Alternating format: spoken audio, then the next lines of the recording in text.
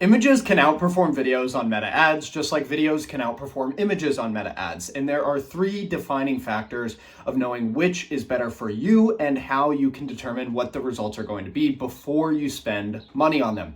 And that is what we are going to be going through in this video. So by the end, not only are you going to know which ad formats are the best on average, but which ad formats are going to be the best for you and what you should spend your money on in the meta ad account. And there is one really important thing that you need to know before you think about anything with ad formats, and is that the words that you're saying and the person that you're saying them to are going to make more difference than any ad format will. A really good video with bad words is going to perform worse than an okay image with really good words told to the right person. You always have to keep that in mind. But for the rest of this video, we're going to be talking about formats, how they make a difference, and how you can maximize their results. And of course, just so you know, I'm qualified. I run a Phil Academy where I have hundreds of clients who've done hundreds of thousands of dollars in profits. And I create all these ads on a performance basis, if nothing else. But I also give free trials just to prove that I know what I'm talking about. And I'm happy to give you the same. But let's get into ad creatives. So there are three things that define how well an ad creative will do before you get into format. And the first thing is quality. This is the instant indicator to the person who sees your video if they should watch and understand your video or not. If the quality is bad and the image isn't very good, the video doesn't showcase it very well, the person looks uninterested, then they're not even going to give the ad a chance. The second thing is message, which is how well you say the words that you need to say to the right person. For example, if you're selling Bibles, you probably want to go to a church and talk about how it can help them solve a pain that they are experiencing or a wavering of their faith, not go to an atheist convention and tell them it will teach them about God. And the third thing is format. This is the final pillar, which is going to define how well your ad creative will do, because certain ones do better than others. For example, straight images of products tend to not perform very well unless they're retargeting ads to people who already know your brand. While street interviews, founder videos, and UGC videos tend to perform very well. So there are types of ad creatives that matter, but quality and messaging are more important for both. As you can see in this graphic that I quickly created, there is a non-linear relationship between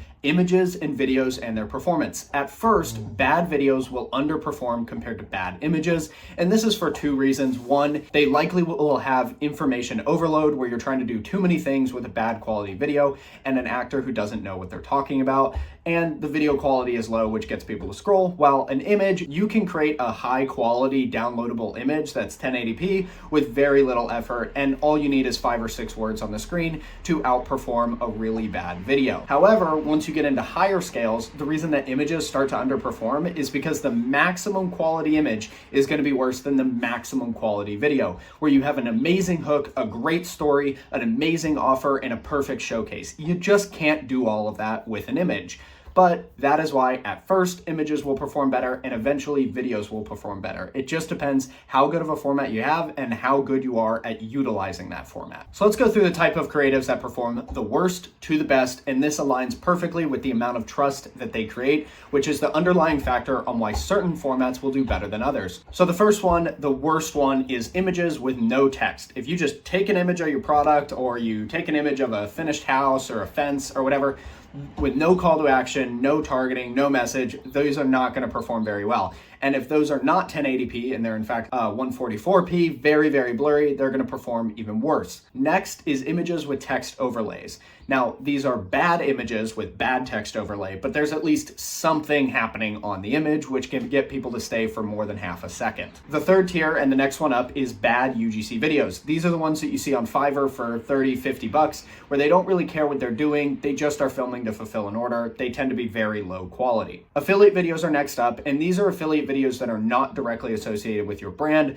i.e. TikTok shop videos where you send a product and hope for the best. Good UGC videos, on the other hand, do perform pretty well. This is where they're given a script, they're an actor, they're trained, they're usually actually a creator, which is much closer to an affiliate rather than just a UGC creator on Fiverr. They have a high quality camera and have a lot of experience making content, and usually they're paid either very well or with a commission as well. Good images can actually outperform all of the ones before this. If they have amazing targeting, a clear image, image of the benefit and talk to the right person, these will outperform anything beforehand because it's such a clear informational piece of ad media. Now, for reference, we give away good UGC videos and good images for free along with our free trial of ad management, and that is why we give them for free, because it's the best cost balance to results balance. The things above this tier are very expensive or require input from you, the founder, to do. Speaking of which, next up is founder videos. Now, these can be super cheap if you are the founder. If you know how to operate a camera, you know how to edit, and you know how to write a script, these can be damn near free plus the ad spend that you're actually doing, and they can be very high performing if you're good at it, because people like to connect to the person behind the brand, not just the brand itself. Now, great affiliate videos are going to be your second highest performing media because it is third-party validation that your product or service is very good. And if the affiliate knows what they're doing and they're able to create a highly engaging form of media, it is effectively a sponsored video with a creator who has a large audience and knows what they're doing. These can be incredibly high performing. And the highest performing ad media type that I have ever seen are street interviews. These are highly engaging, which means you get low CPMs on Meta ads, but it also means that you get third-party validation from a random stranger saying that your product is good. However, these are incredibly expensive, up to $1,000 or more per video film. This is because you need to hire a film crew, an editor, you need to find random people, and people need to know about your product before you walk up to them, or you need to give out samples during the interview process. Both of those tend to be difficult and are not applicable to most people who are watching this video. Now, what you should be doing for your brand is figuring out what you should do based on your budget. If you have more than a $50,000 budget per quarter, then you should probably go almost entirely with street interviews, affiliates, and founder-led videos. Those are going to get you the most results, and you have the money to create them. If you're below $15,000 a month, but above $5,000 a month, you want to focus on founder-led videos, maybe affiliates, and probably a lot of images to test messaging. This helps you balance cost while also being able to spend the most possible on the actual ad account itself. And then finally, if you are below $5,000 a month in total marketing budget, then you want to focus almost entirely on founder-led videos, which can be very cheap, and images, which are good enough to test messaging as long as you have good graphic design skills. And you want to spend the most money that you can on the actual ad manager, not on the creative development, so that you can generate an ROI. We give out ad management, images, and UGC videos for free if you want to sign up for our free trial, where then you will be translated into a performance-based system where I only get paid based on a percentage of profits generated. If that sounds interesting, all you have to do is go to the first link in the description and fill out the form below to see if you qualify.